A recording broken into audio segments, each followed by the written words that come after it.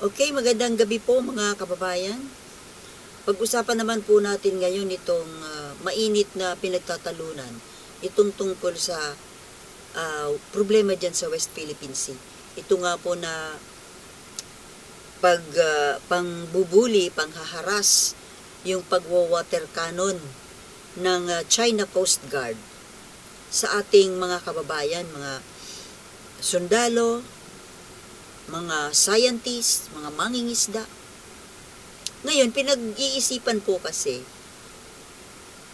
may mga nagpapahayag ng mga politiko, ilang politiko, na yung iba samasang-ayon na po na gumanti tayo sa China. While meron naman pong mga ibang politiko rin na nagpapahayag na hindi ito dapat gawin.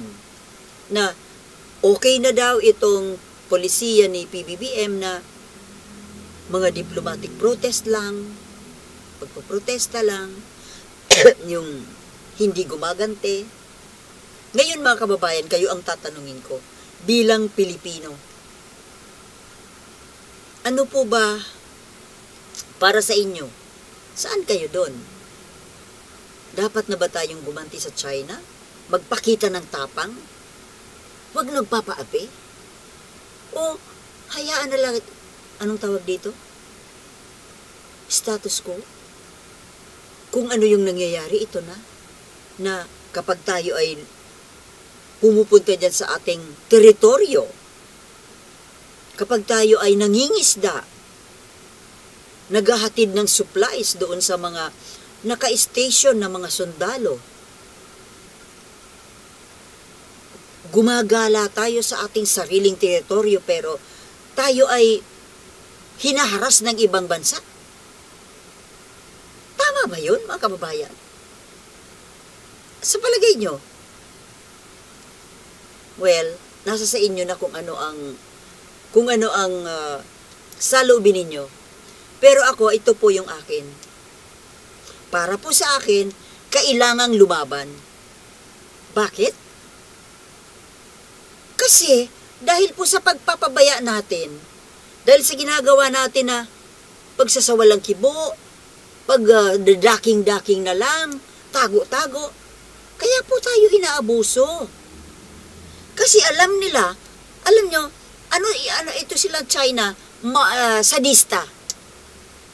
May pagkasadista, na kumbaga, habang nakikita nila na nahihirapan tayo, binubuli tayo, abay, natatawanan yan doon sa barko nila. Tuwag-tuwa ang mga yan. Ay, tingnan mo niya ang tatangan ng mga Pilipino. Oh, sabihin ko sa iyo, yan ang ginagawa ng mga yan. Tingnan mo niya. Kahit anong gawin natin duraan man natin sila, tadyakan, bugbugin, i-water cannon, wala. Kaya nag-i-enjoy sila. Tayo namang Pilipino, para tayo mga masokista. Alam ninyo, kaya naman po hindi matigil-tigil itong pangaharas na ito dahil hinahayaan natin. Hinahayaan natin. Bakit ba mayroong taong mapang-abuso? Dahil yung may taong pumapayag, maabuso. Yun lang yun. Subukan mo na sa unang pagkakataon pa lang, sinubukan kang suntukin ng kaklase mo halimbawa, pero sinalag mo kaagad. Nagpakita ka kaagad na hindi mo pwedeng gawin sa akin yan. Tinadyakan mo kaagad. Sa palagay mo, uulit yon? Siyempre hindi. Matapang pala to. Hindi ko pala to kaya. Ganon. Pero tayo, ilang administrasyon na ang dumaan. Ilang dekada. Ilang iba't ibang presidente ang lumipas, dumaan. Laging ganyan ang nangyayari. Pumapayag na abusuhin tayo. So, ano ngayon ang impression ng China sa atin? hindi lang ito, hindi presidente ang duwag, kundi ang lahing Pilipino. Dahil pumapayag tayo. Siguro kung isang pangulo lang halimbawa yung mga nakaraang pangulo after Apulakay, lumaban-laban, and then here comes Rodrigo Duterte na nagpakatuta. At least ang iba po ang magiging impression, nasa presidente yon, hindi sa lahi, nasa isang leader.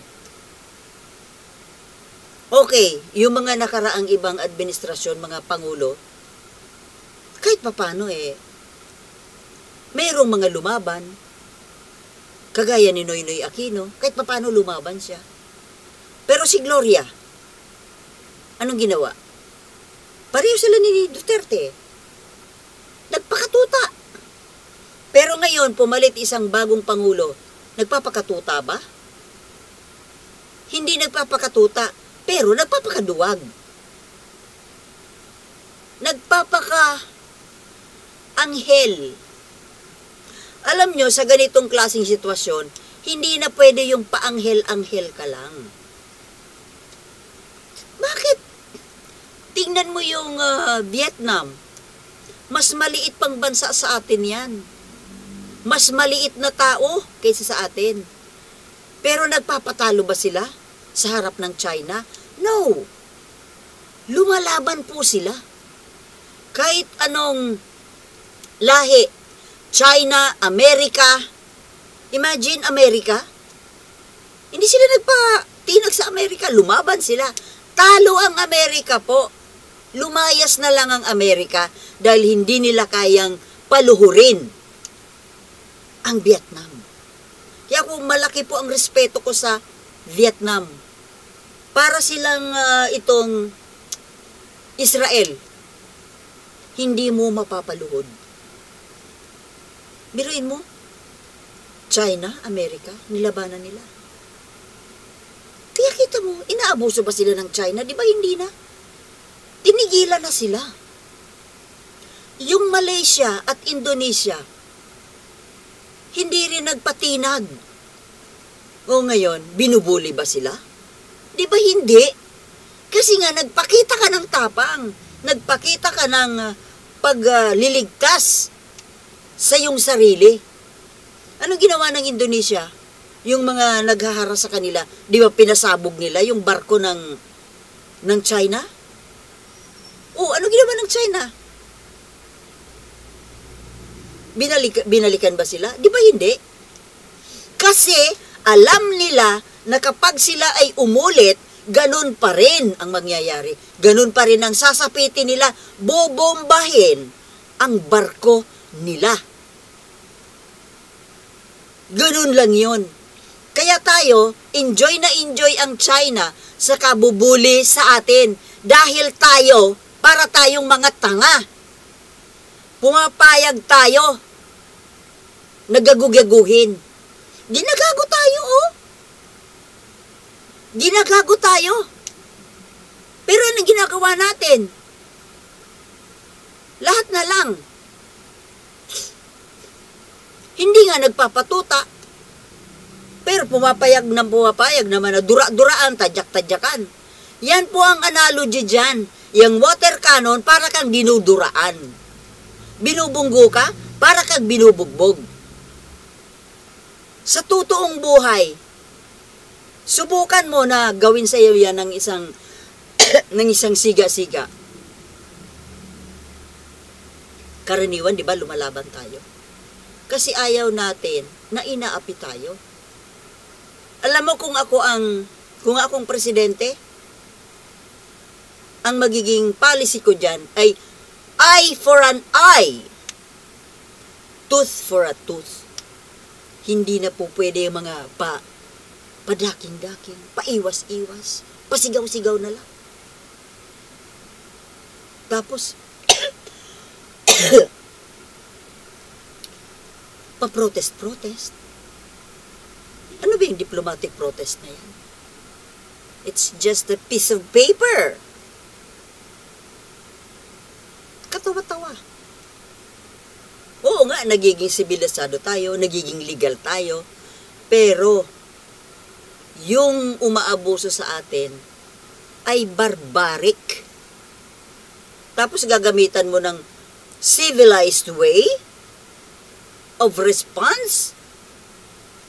Tinatawanan lang tayo. Sayang naman yung mga pakikipag-alyansa sa mga like-minded nations.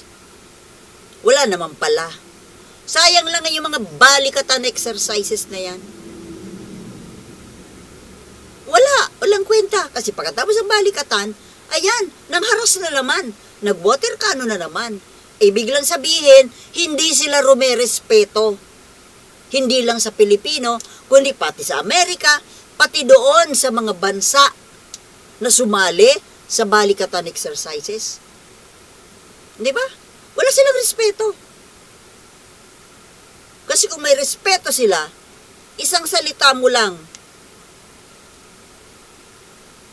lulugar na yan. Wala talagang inaagawan tayo mga kababayan. Pilit nilang inaagaw yung atin. Tapos ganun-ganun lang tayo. Hanggang kailan yan?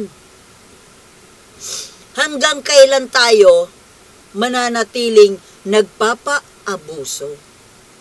Hanggang kailan tayo magdi-diplomatic protest lamang? So hanggang kailan? Habang buhay? Hanggang mawala na si BBM, hanggang iba na ang presidente, ganun lang. This has to end. Mga kababayan, kailangang matapos na itong pang-aabuso na ito dahil nakakaawa naman yung mga Pilipino na naghihirap, natatakot na lumayag dyan sa sarili nating teritoryo. Sarili natin. Imagine, sarili nating teritoryo, tapos binubugbog tayo sa sarili nating bakuran. Tapos wala tayong gagawin, puro lang sumbong-sumbong sa barangay. Di ba ganun yun? May kapitbahay tayong siga. Pumasok sa teritoryo natin sa loob ng ating bakuran. Tapos binugbog yung anak natin sa loob ng ating bakuran. Tapos, ibabarangay mo lang. Anong ginawa ng barangay?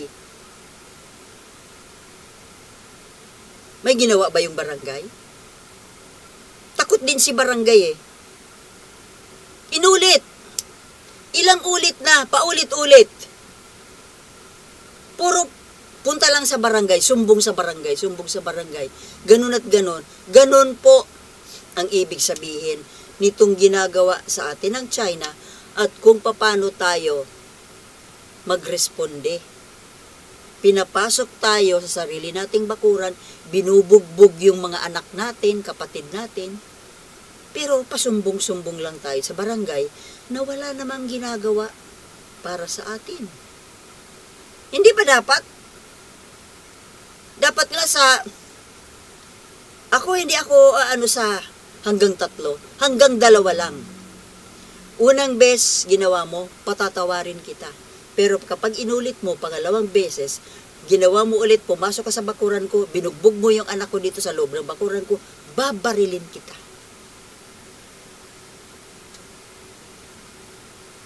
Babarilin kita. Sa loob ng bakuran ko, I have all the rights. Diba? Tapos ngayon, pinagtatalunan ng mga politiko na wag daw lumaban ng water cannon. Oh, wag water cannon ang ilaban. Missile ang paliparin natin dyan. Fire against water. Nang magtanda at tumigil. Kasi alam niyo kung bakit? Itong pakikialam na ito ng China sa loob ng teritoryo natin, naaantala po ang pag-unlad natin. Bakit? Hindi tayo makapagtayo ng sarili nating mga outpost dyan sa ating isla. Hindi natin mahukay yung mga gas at kayamanan na nandiyan sa ilalim ng dagat natin, na teritoryo natin, na siyang tutulong para makapag-umunlad ang bansa natin. Mga isda na dapat tayo ang nagkikinabang kumakain, inaagaw sa atin. Kaya nga dapat matapos na yan. Alam niyo, ako naniniwala ako na yung China nananakot lang. Ngayon, kung magpapatalo ka, magpapadala ka sa takot, talagang tatakot-takutin ka niyan habang buhay. Kahit sino pang presidente ang nakaupo dyan. Nananakot lang yan. Wala naman yan eh. Di ba kayo naniniwala? Na puro lang naman yan bluff. Wala silang kakayanan. Tingnan mo yung mga ano nila, ang Navy nila, peke. Ang mga sundalo nila, hindi naman talaga matapang, mga takot, umiiyak. Hindi kagaya ng mga sundalo natin. Talagang lumalaban ng patayan. Yang mga armas nila, na panggera, wala namang mga kalidad yan. Bakit hindi natin subukan?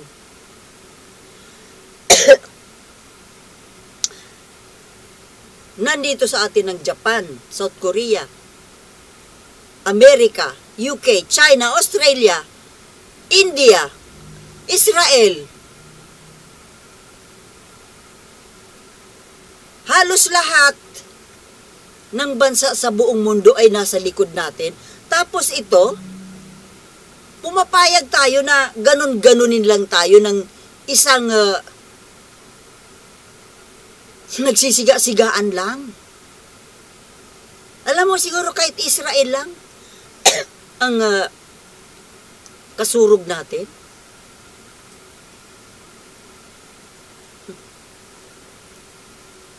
Hanggang kailan, hanggang saan ang pagtitiis? Buti lang dyan yung mga nang-uutos. Paano naman yung mga inuutusan?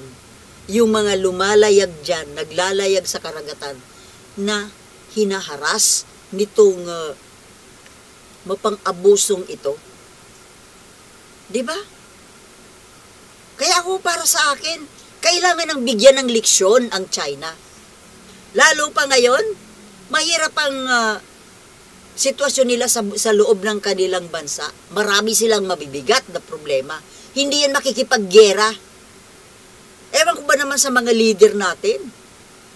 Kung ano ang hinihintay. Hinihintay pa kasi na may mamatay na Pilipino. Imagine, kailangan mayroon munang mamatay bago lalaban. Anong klase yan? Ako hindi talaga ako conforme sa ganyang klaseng polisiya, mga kababayan. Imbis na walang mamamatay na kababayan natin, hihintayin muna na mayroong mamatay.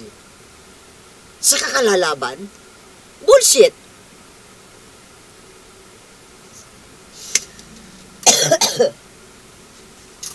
So, yun lang po.